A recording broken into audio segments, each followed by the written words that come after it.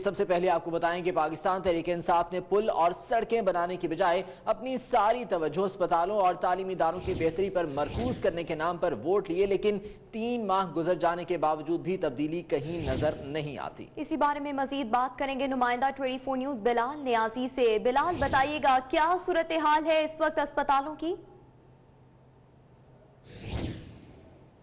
दिल्ली सरकार से दावे सामने आए थे कि हम सेहत की सहूलियात पर फोकस करेंगे और इस बार जो हुकूमती खजाने के मुंह खोले के जाएंगे वो सेहत और मुख्तलिफ हॉस्पिटल से खोले जाएंगे। लेकिन अगर हम बात करें मुल्तान की सबसे बड़ी इलाजगाह है निश्टर हॉस्पिटल, अगर वहां की बात करें तो यहाँ पर ना तो मेडिसिन मौजूद है और ना ही यहाँ पर मरीजों को स्ट्रेचर मुहैया किए जाते हैं। अगर हम इस वक्त की सूरत हाल की बात करें तो हुकाम की नाअहली कहें या इसका मुंह बोलते जो सबूत है उसकी बात करें तो अभी तक जो मेडिसिन का टेंडर है वो नहीं किया गया, जिसके बाद हॉस्पिटल में मेडिसिन नायाब है। जब हम इस सिलसिले में कहते नजर आते हैं कि हमने हुकूमत को वोट दिए थे कि वो हमारी सेहत की सहूलियात को बेहतर बनाएंगे, लेकिन अब सिर्फ जो हॉस्पिटल है वहां से टेप तक नहीं जाती, रिप है वो भी हम मेडिकल स्टोर से लेते हैं। जब इसके साथ अगर हम निश्टर हॉस्पिटल की बात करें तो यहाँ पर वाहिद MRI मशीन है जो कि बीच से खराब है। इस हवाले से जब हम निश्टर हुकाम से सवाल पूछते हैं तो वो ये कहते नजर आते हैं कि हीलियम गैस नहीं है, जबकि बात यह कि अभी तक इनको पैसे फराहम नहीं,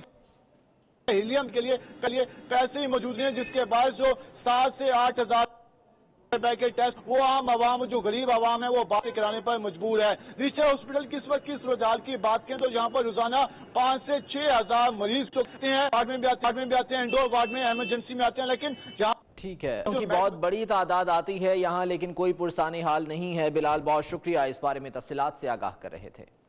दिल्ली सरकार में भी अस्पतालों का बुरा हाल है। शहरियों का कहना है कि अस्पताल में दवाएं नहीं मिलती, तमाम अद्वियात बाहर से खरीदना पड़ती हैं। उनके क्या तासुरात हैं आपको दिखाते हैं।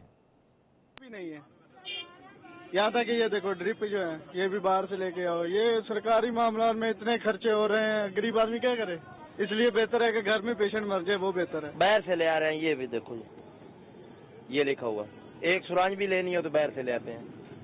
और दूसरा बात है ये मरीज ये बहुत सीरियस है ना, ये वो अपनी मर्जी से ट्रीटमेंट करते हैं। ये अगर अपना मार रहा तो मार रहा कोई नहीं, सब पीछे बड़े मजबूर हो के हमने आगू भी नहीं करेंगे।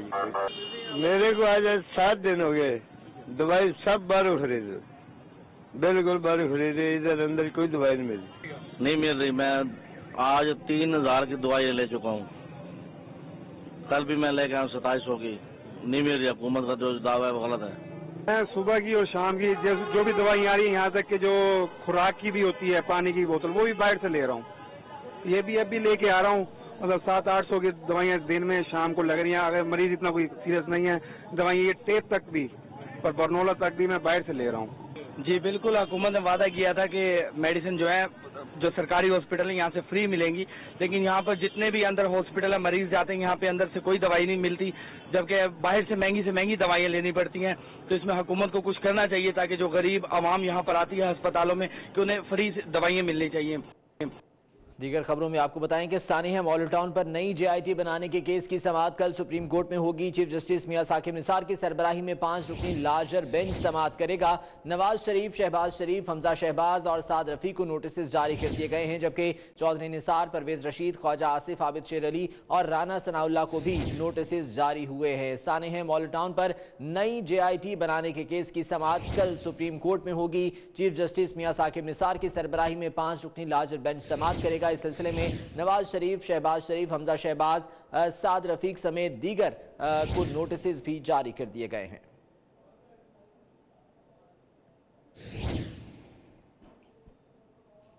कराची में सुप्रीम कोर्ट के हुक्म पर जारी तजावुजात के खिलाफ ऑपरेशन को 1 माह मुकम्मल हो चुका है। बल्दिया उस्मा कराची के मुताबिक ऑपरेशन के दौरान 7000 से ज्यादा दुकानें मिसमार की गई हैं।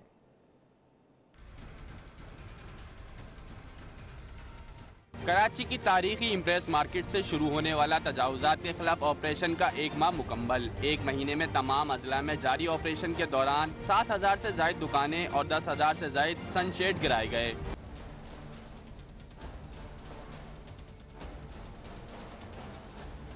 तजावुजात के खिलाफ ऑपरेशन में 5000 से ज्यादा वॉल फिक्सर, 2000 से ज्यादा ठेले और चबूतरे गिराए गए। बल्दिया उज़्मा कराची के मुताबिक जिला जुनूबी के 3 इलाकों में 1706 दुकानें और तजावुज़ात को गिराया गया। जिला वस्ती में 9 मुकामात पर 302 दुकानें और मुतादिद शादी हाल मिसमार किए गए। जिला कुरंगी में 4 मुकामात पर 280 दुकानें, 6 होटल्स और दीगर तामीरात गिराई गयी, जबकि जिला शर्की में 11 दुकानें और 200 से ज़ायद दीगर तजावुज़ात गिराई गयी। दूसरी जानिब तजावुज़ात के खिलाफ ऑपरेशन में मुतासरा दुकानदारों की भी सुन ली गई। हुक्काम का कहना है कि शहर भर में तजावुज़ात के खिलाफ ऑपरेशन हर सूरत मुकम्मल किया जाएगा और कराची को तजावुज़ात से पाक शहर बनाया जाएगा। अहम और ताज़ा खबर आपको देते हैं। जुल्फी बुखारी के खिलाफ सख्त मौक़िफ़ की सज़ा, नायब स्पेशल प्रोसिक्यूटर इमरान शफीक को इस्तीफ़ा देना पड़ गया है। जुल्फी बुखारी के मामले में सख्त मौक़िफ़ अपनाया गया था। नायब स्पेशल प्रोसिक्यूटर इमरान शफीक की जानिब से ज़राए का ये कहना है कि प्रेशराइज किए जाने पर उन्हें इस्तीफ़ा देना पड़ गया है। जुल्फी बुखारी के मामले में नायब स्पेशल प्रोसिक्यूटर इमरान शफीक की जानिब से खासा सख्त रवैया देखा गया था और इसी सख्त रवैये की वजह से सज़ा के तौर पर उन्हें इस्तीफा देना पड़ गया है।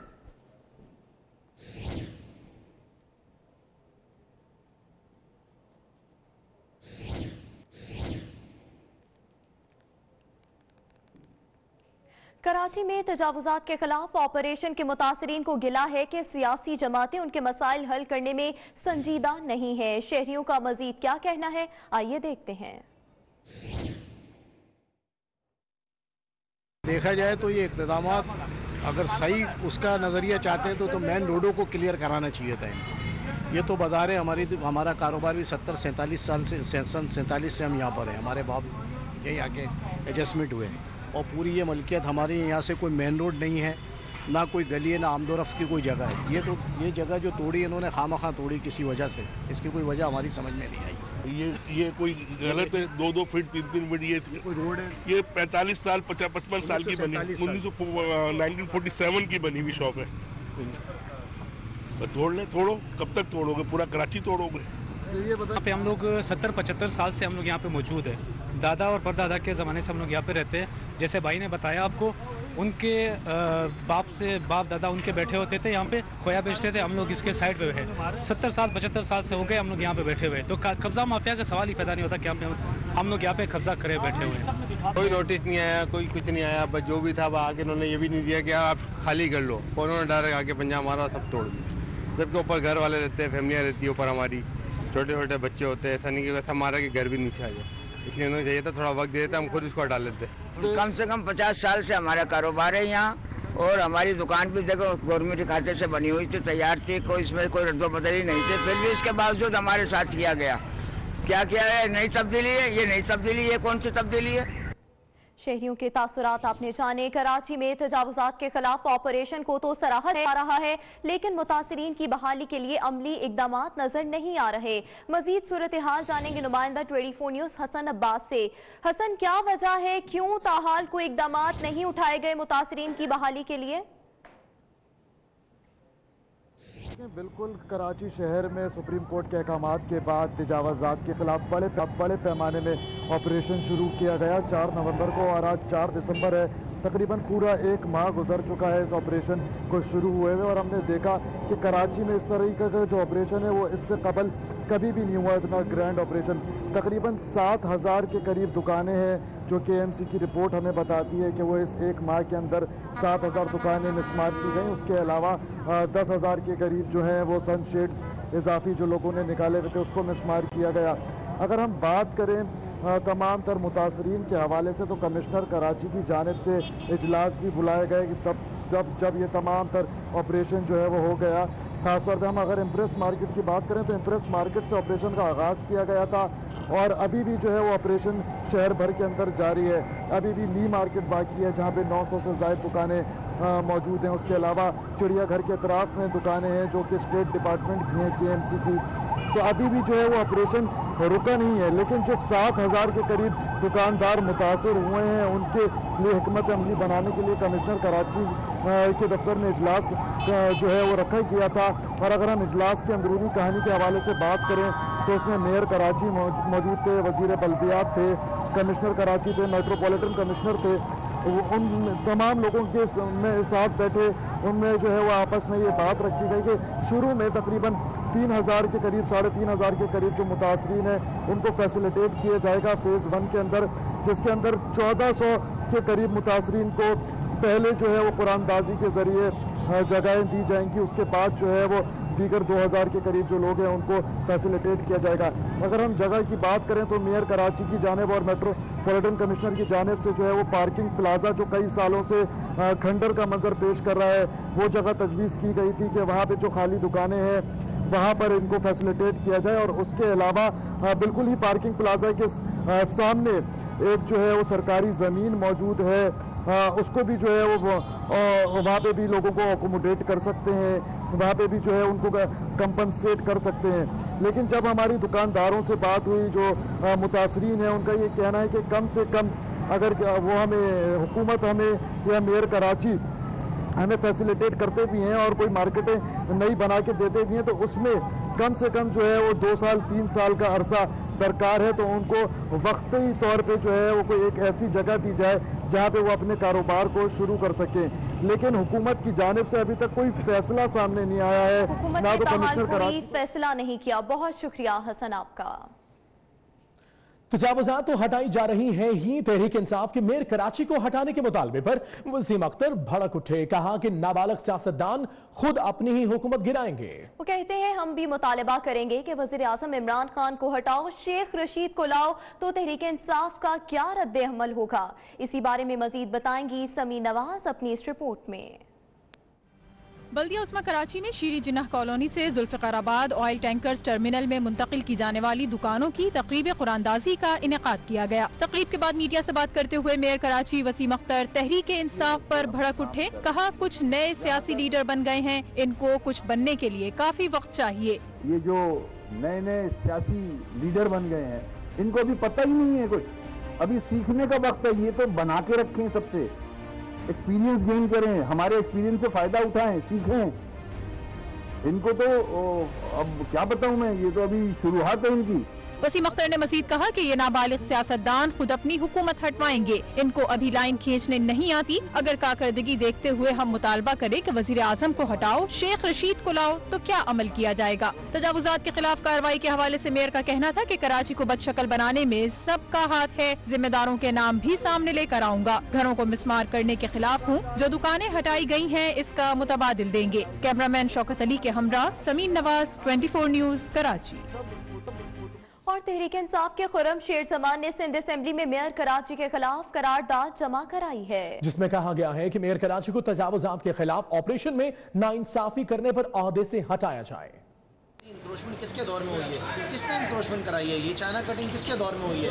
आज चीफ जस्टिस के अहकामात की बुनियाद के ऊपर उसकी आड़ के अंदर लोगों को नुकसान पहुंचाया जा रहा है। हमने तो गुजारिश की चीफ जस्टिस साहब ज़रा अपने ही नादिर से एक रिपोर्ट तलब कर लें कि किया गया है। लिहाजा मैं समझता हूँ कि मेयर कराची को फ़ौरन तब्दील करना चाहिए, एक ऐसा मेयर लेकर आएँ, MQ में कैसे मेयर को अपॉइंट करें जो मुनसिफाना बुनियादों के ऊपर और चीफ जस्टिस के अहकामात की बुनियादों के ऊपर जो है इलेक्शन लिया जाए, लोगों के साथ जुल्म ना किया जाए। और बात करेंगे खेल की। टेस्ट में पैर दर पे नाकामियां, professor retired allrounder Mohammad Hafeez ने टेस्ट क्रिकेट छोड़ दी। प्रोफेसर का हालिया टेस्ट की पहली इनिंग्स में भी अंडा और मोहम्मद हफीज का टेस्ट करियर 15 साल है। टेस्ट क्रिकेट में पे दर पे नाकामियों के बाद मोहम्मद हफीज ने टेस्ट क्रिकेट से रिटायरमेंट का ऐलान कर दिया है। अपनी पहली इनिंग्स में भी वो बगैर कोई रन बनाए आउट हो गए थे। हाफिज शहबाज हमारे साथ मौजूद हैं, उनसे इस बारे में मजीद जान लेते हैं। हाफिज शहबाज, तो मोहम्मद हफीज ने टेस्ट क्रिकेट से रिटायरमेंट का ऐलान कर दिया है, बाकी फॉर्मेट में वो रहेंगे? बिल्कुल, मोहम्मद हफीज ने अब से कुछ देर पहले अबूधाबी में अपने प्रेस कॉन्फ्रेंस के दौरान अपने रिटायरमेंट का ऐलान किया। उनका कहना है कि उनका ये फैसला जाती है, उन्हें किसी किस्म का कोई दबाव नहीं था और वो अपने कैरियर से मुतमईन है। इसके साथ साथ मोहम्मद हफीज का ये भी कहना था कि वो वनडे और T20 क्रिकेट जारी रखेंगे और उनका कहना था कि नौजवान खिलाड़ियों को आगे आना चाहिए। टेस्ट क्रिकेट में वो समझते हैं कि उनको टेस्ट क्रिकेट से अब अलग हो जाना चाहिए, इसलिए उन्होंने रिटायरमेंट का ऐलान किया। और मोहम्मद हफीज ने यह भी कहा है कि उन पर किसी किस्म का कोई दबाव नहीं था, वो परफॉर्म नहीं कर पा रहे, इसलिए उन्होंने ये सोचा है कि उनको टेस्ट क्रिकेट से अलग हो जाना चाहिए और अब वो वनडे और T20 क्रिकेट खेलते रहेंगे। उसके वर्ल्ड कप के बाद वो अपने मुस्तकबिल का मजीद फैसला करेंगे। जी ठीक है हाफिज शहबाज, बहुत शुक्रिया अपडेट करने के लिए। आगे बढ़ते हैं। न्यू इस्लामाबाद एयरपोर्ट मेट्रो मंसूबा तातुल का शिकार हो गया है। 3 माह में मुकम्मल होने वाला 26 किलोमीटर मंसूबा हुकूमती दावों के बावजूद 18 माह गुजर जाने के बाद भी मुकम्मल नहीं हो सका। इसी पर बात करेंगे। अवैस कियानी हमारे साथ मौजूद हैं। अवैस कियानी, बताएगा क्या वजह है कि ये मंसूबा ताहाल पाया तकमील तक नहीं पहुँच पाया? फरकान अब्बासी जब वो वज़ीर-ए-आज़म थे उन्होंने न्यू इस्लामाबाद एयरपोर्ट का जल्द में इफ्तिताह किया, लेकिन जो ये न्यू इस्लामाबाद मेट्रो बस मंसूबा था ये उस वक्त भी जो है मुकम्मल नहीं हो सका। और अब ये सूरत हाल है कि जो PTI की गवर्नमेंट आई है उन्होंने इस मंसूबे के लिए जो फंड जो दरकार थे वो बंद कर दिए हैं। NHA हुकाम का ये कहना है कि 5 अरब रुपए दरकार हैं ताकि ये मंसूबा मुकम्मल किया जा सके, लेकिन इस पर जो अभी जो काम है वो रोक दिया गया है। NHA हुकाम ये कहते हैं कि जो इसके जो पैकेजेस थे इस मेट्रो बस मंसूबे के, उस पर मुख्तलिफ जगहों पर जो है वो सिविल वर्क जो है उसको मुकम्मल करना था, लेकिन अब वो नहीं हो सका। और साथ ही साथ अब जो नई जो डेडलाइन है वो भी NHA हुकाम की तरफ से नहीं दी जा रही। NHA का ये कहना है कि जब हमें फंड्स मिलेंगे तभी इस पर काम का आगाज हो सकेगा। लेकिन साथ जो मेट्रो चलाने की जो बात है, इसको ऑपरेट करने की बात है, उस पर भी NHA और जो पंजाब मेट्रो बस अथॉरिटी और CDA के माबैन जो तनाज़ा है कि इसको ऑपरेट कौन करेगा। लेकिन जो इससे सबसे ज्यादा यहाँ पर मौजूद हैं। अवैस, आप साथ ही रहिएगा। न्यू एयरपोर्ट मेट्रो मंसूबा तातुल का शिकार है। इस पर शहरी भी हुकूमत से खासे नाराज दिखाई देते हैं। उनका क्या कहना है, जरा वो भी देख लेते हैं। सामना करना पड़ता है यहाँ पे मेट्रो की ना होने की वजह से टैक्सियों के मनमाने किराए हैं, वो तकरीबन 600 से लेकर 1000 तक किराया लेते हैं।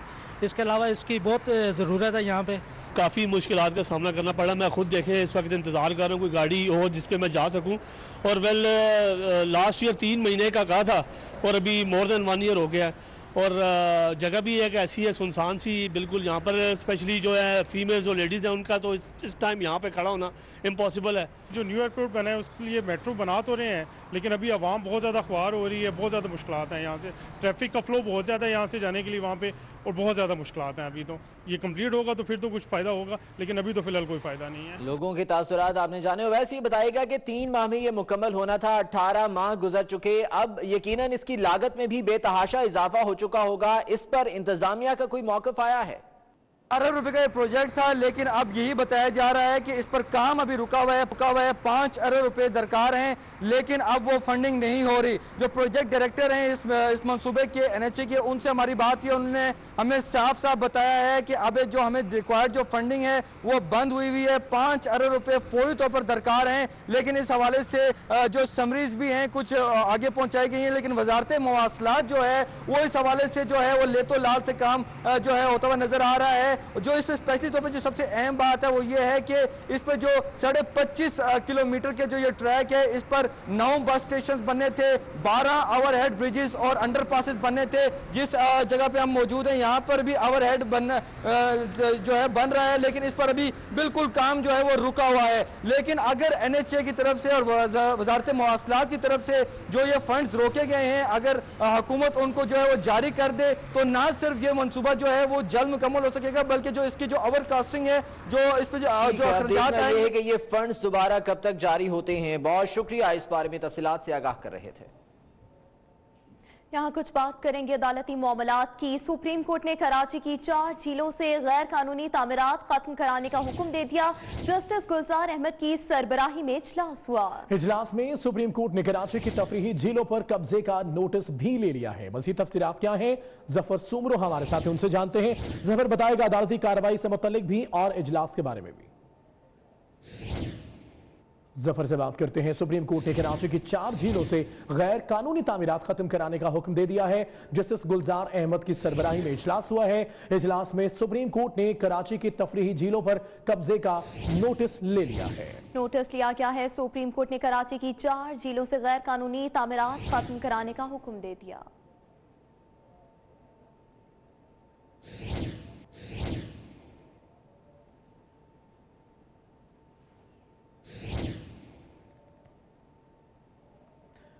हरिपुर पुलिस ने दहशतगर्दी का बड़ा मंसूबा नाकाम बना दिया है। थाना सिटी पुलिस ने बंद मकान से भारी तादाद में असलहा बरामद कर लिया, जिसमें बड़ी तादाद में क्लाशनकोव गोलियां और पिस्तौल शामिल हैं। आपको बताते चलें, हरिपुर पुलिस ने दहशतगर्दी का बड़ा मंसूबा नाकाम बना दिया। थाना सिटी पुलिस ने बंद मकान से भारी तादाद में असलहा बरामद किया है।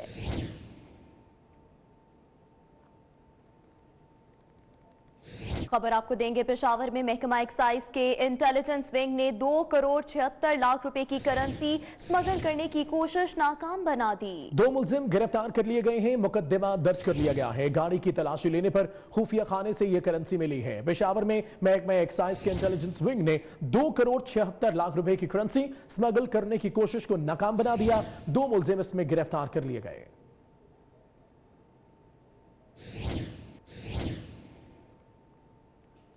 कराची में सीटीडी ने कार्रवाई करके एमक्यूएम लंदन का टारगेट किलर और 2 स्ट्रीट क्रिमिनल्स को गिरफ्तार कर लिया है। सीटीडी के मुताबिक गिरफ्तार टारगेट किलर सलीम उर्फ मम्मा उर्फ कोरंगीवाला ने सब इंस्पेक्टर समेत 3 अफराद को कत्ल किया था। उधर साइट से स्ट्रीट क्राइम में मुलविस 2 अफगान बाशिंदे गिरफ्तार कर लिए गए।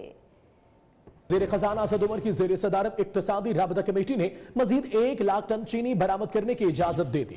ईसीसी ने पहले 10 लाख टन चीनी बरामद करने की इजाजत दे रखी है। इजलास में क्रशिंग सीजन जल्द से जल्द शुरू करवाने का फैसला भी किया गया है। उधर शुगर मिल्स मालिकान ने 1 लाख टन चीनी बरामद करने के फैसले को मुस्तरद कर दिया है। इक्तिसादी राबता कमेटी का इजलास हुआ है, जिसमें 10 लाख टन चीनी पहले जो कि मंजूरी दे रखी थी, उसके बाद 1 लाख टन चीनी मजीद बरामद करने की मंजूरी दी गई है, लेकिन शुगर मिल्स मालिकान ने यह फैसला मुस्तरद कर दिया है।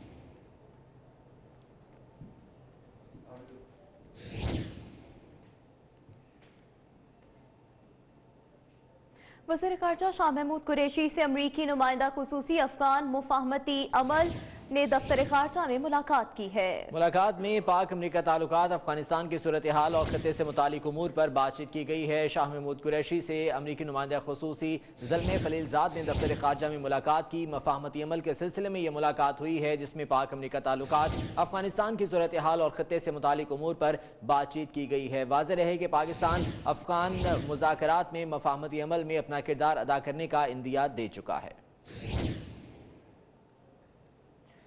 को बताते चले, पाक अमरीका ताल्लुकात और अफगानिस्तान की सूरत हाल पर गुफ्तगू हुई। इस मुलाकात में वज़ीर ख़ारजा से अमरीकी नुमाइंदा खुसूसी ने मुलाकात की और इस मुलाकात में मुफाहमती अमल को आगे बढ़ाने पर बातचीत की गई। पाक अमरीका ताल्लुकात, अफगानिस्तान की सूरत हाल और खत्ते से मुतालिक उमूर ज़ेर बहस आए हैं। इस मुलाकात में ज़ल्मे खलीलजाद की शाह महमूद कुरैशी से मुलाकात हुई है। साबिक सदर आसिफ अली जरदारी का कहना है कि कप्तान कहता है पूरी अपोजिशन को जेल में डालेगा, हुकूमत हमारी हिम्मत आजमाए, हम उनके जुल्म आजमाएंगे। वो कहते हैं ना तजर्बाकार वज़ीर आज़म से मुल्क नहीं संभाला जा रहा। नवाज शरीफ ने एहतसाब अदालतें बनाई, वो उनके गले पड़ गई।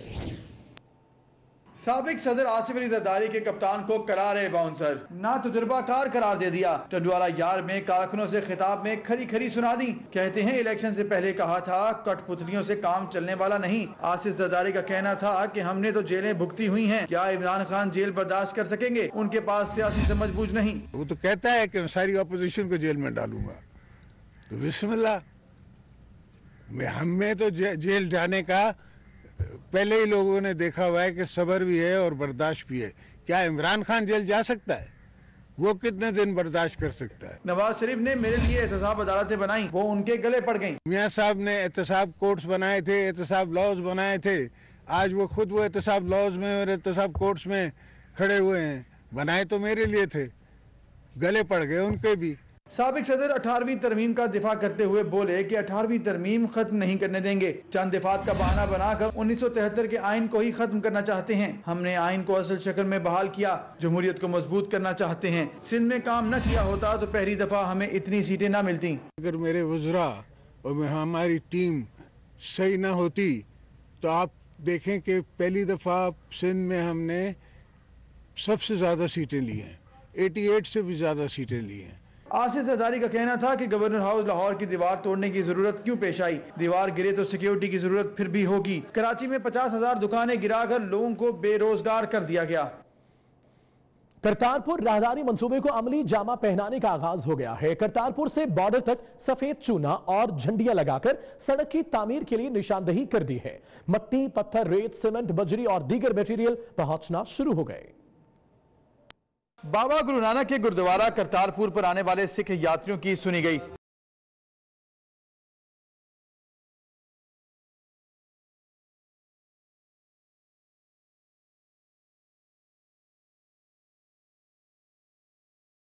पाकिस्तानी हुकूमत ने कॉरिडोर बनाने की तामीर का ठेका देकर अमली काम भी शुरू कर दिया।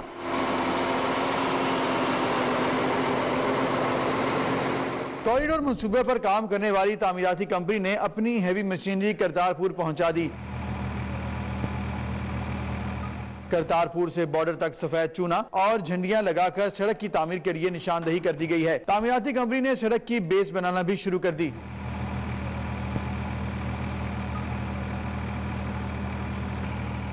करतारपुर से बॉर्डर तक 4 किलोमीटर तक सड़क तामीर की जाएगी। सड़क की तामीर में 2 पुल तामीर किए जाएंगे। एक पुल दरियाए रावी पर और दूसरा बरसाती नाला वहीं पर तामीर किया जाएगा। मटेरियल मट्टी, पत्थर, रेत, सीमेंट, बजरी और दीगर मटेरियल पहुंचाना शुरू कर दिया गया है।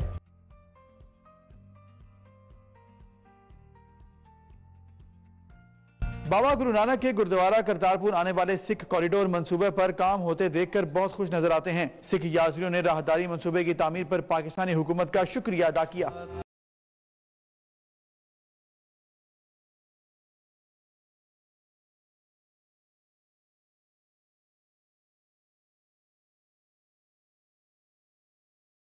आगे बढ़ते हैं, आपको बताएं करशी यूनिवर्सिटी के पहले कॉन्वोकेशन में 107 तलबात में डिग्रियां तकसीम की गईं। गवर्नर पंजाब चौधरी सरवर ने बतौर मेहमान खुसूसी इसमें शिरकत की है। करशी यूनिवर्सिटी के पहले कॉन्वोकेशन की तकरीब लाहौर में अली इंस्टीट्यूट में हुई। गवर्नर पंजाब ने खिताब में कहा कि हुकूमत तालीम को फरोग देने और मयार को बेहतर करने के लिए इकदाम कर रही है। तलबा के नताइज देखकर लगता है 10 साल बाद नौकरियों में उनका कोटा भी रखना पड़ेगा। बिजली की कमी है, इसके लिए जामियात सोलर एनर्जी पर मुंतकिल होंगे। वाइस चांसलर अब्दुल रशीद का कहना है करशी यूनिवर्सिटी एजुकेशन सिटी में तब्दील हो जाएगा। वफाकी हुकूमत ने स्कूलों में कुरान की नाज़िरा तालीम को तो लाजिम करार दे दिया है, लेकिन पंजाब के 52,000 स्कूलों के लिए कुरान पढ़ाने वाले असातिज़ा की सिर्फ 180 असामियां हैं, जिन पर सिर्फ 60 असातिज़ा मौजूद हैं। 180 असामियों पर सिर्फ 60 असातिज़ा मौजूद हैं। आपको यह बताते चले वफाकी हुकूमत ने स्कूलों में कुरान की नाज़िरा तालीम को तो लाजिम करार दे दिया, लेकिन पंजाब के 52,000 स्कूलों के लिए कुरान पढ़ाने वाले असातिज़ा की सिर्फ 180 असामियां मौजूद हैं। अली रामे हमारे साथ मौजूद हैं, उनसे मजीद तफसीलात जानते हैं। अली रामे, बताइएगा इस बारे में। हुकूमत की तरफ से भी कहा गया कि जितने भी सरकारी स्कूल होंगे वहाँ पर कुरान मजीद की क्लास जो है वो लाजमी पढ़ाई जाएगी, लेकिन इस पर अब नए अहकाम जारी किए गए पंजाब हुकूमत को। तो पंजाब हुकूमत की तरफ से भी तमाम सूबाई जितने भी ज़िलाई अथॉरिटीज़ हैं उनको फौरी तौर पर कहा गया कि हर सरकारी स्कूल में कुरान मजीद की एक क्लास जो है वो मुकर्रर की जाए, लेकिन उस पर अब ये बताया जा रहा है कि जितने भी सरकारी स्कूल हैं पंजाब के 52,000 सरकारी स्कूलों में सिर्फ 60 कारी असातिज़ा मौजूद हैं जो कि सिर्फ कुरान मजीद की तालीम पढ़ा सकते हैं। लेकिन 180 पोस्टें जो है वो मंजूर की गई थी, उसमें भी अभी तक मुतअद्दिद जो है वो रिटायर हो चुके हैं, लेकिन 60 असातिज़ा कारी असातिज़ा जो है वो पंजाब के पास मौजूद है। लेकिन सवालिया निशान ये है कि पंजाब के सरकारी स्कूलों में जहाँ पर अहकाम दिए गए कि कुरान मजीद पढ़ाया जाए, लेकिन अभी कुरान मजीद जो है वो कौन पढ़ाएगा, क्योंकि बाकी जो असातिज़ा हैं वो अपने मुख्तलिफ पीरियड्स जो हैं वो मुख्तलिफ क्लासेस जो उनको मुकर्रर की गई हैं वो पढ़ा रहे हैं, लेकिन अभी तक महकमा स्कूल एजुकेशन के हुकाम की तरफ से असातिज़ा जो कारी असातिज़ा हैं उनकी असामियाँ पूर्ण नहीं की गई। असामियाँ अभी तक पूर्ण नहीं की गई। बहुत शुक्रिया अली रामे आपका। बलूचिस्तान में बल्दियाती इंतखाबात का बरवक्त इनेकाद मुश्किल में पड़ गया है। बलूचिस्तान में बल्दियाती इदारों की मुद्दत खत्म होने में 2 माह से भी कम वक्त रह चुका है, मगर बलूचिस्तान हुकूमत की तरफ से इलेक्शन कमीशन को सूबे में बरवक्त बल्दियाती इंतखाबात के इनेकाद के लिए कोई बाज़ाब्ता खत नहीं लिखा गया है। सूबाई हुकूमत की तरफ से बरवक्त इंतखाबात के इनेकाद के लिए इलेक्शन कमीशन को खत लिखना कानूनी तकाजा है।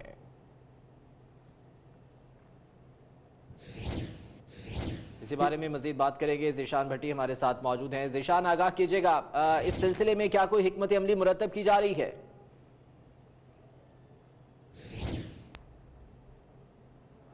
आईनी मुद्दत पूरी हो रही है तो इलेक्शन कमीशन इस हवाले से 2 बार मकामी हुकूमत को खत भी लिख चुका है, मगर बलूचिस्तान हुकूमत की जानिब से खत का जवाब ना मिलने पर इलेक्शन कमीशन में शदीद तशवीश पाई जा रही है। और ये कहा जा रहा है कि इलेक्शन कमीशन को 5 माह का वक्त कम अज कम दरकार होता है हल्का बंदियों के लिए, चूंकि नई हल्का बंदियां की गई थी तो इसलिए बलदियाती इंतखाबात के लिए भी नई हल्का बंदियां की जानी है। तो इलेक्शन कमीशन ने जनवरी के बाद 4 माह के अंदर इंतखाबात बलदियाती करवाने का पाबंद है। कानूनी तकाजा भी यही है कि आईनी मुद्दत मुकम्मल होने के 4 माह के अंदर बलदियाती इंतखाबात करवाने, मगर बलूचिस्तान हुकूमत की जानिब से खत तैयारियों के हवाले से मौसूल ना होने पर इलेक्शन कमीशन का यह कहना है कि 4 से 5 माह का वक्त जो है हल्का बंदियों के लिए उनको दरकार होगा। तो वहां पे बर वक्त जो है इनेकाद करवाना बलदियाती इंतखाबात का वो इलेक्शन कमीशन के लिए मुश्किल हो जाएगा। जी, इंतखाबात कराना मुश्किल हो जाएगा। बहुत शुक्रिया आपका। इमर्जन एशिया कप में शिरकत के लिए बांग्लादेश और हांगकांग की टीमें कराची पहुंच गई हैं। महमूद रियाज की रिपोर्ट देखिए।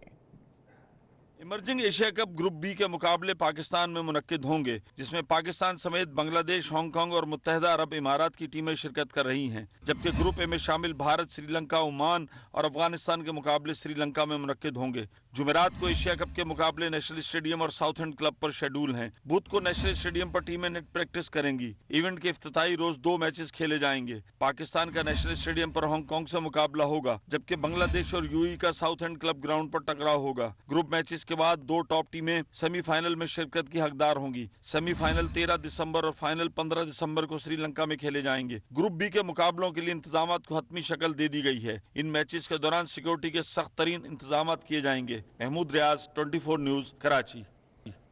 लाहौर में हेलमेट की कीमतें बढ़ाने पर लोगों ने शिकवों के ढेर लगा दिए हैं। लोगों का कहना क्या है, आइए देखते हैं। तो का हिसाब यहाँ पर यह है कि जो पहले मैंने हेलमेट ये लिया था तकरीबन 600 का, अब इसके साथ का हेलमेट मुझे 1500 का मिल रहा है। ठीक है, इससे लो क्वालिटी का हेलमेट लो, जो 300 का था वो 900 का कर दिया हुआ है इन्होंने। हेलमेट को 1900 को 2000 2500 को 300-400 वाला है कोई नहीं, तो हेलमेट तो बगैर चलान कर देंगे ने। ऐ मसला यानी ख़त्म कराओ, एक बंदा चलो पाले दूसरा ना पाए। कीमतें काफ़ी ज़्यादा है हेलमेट्स की।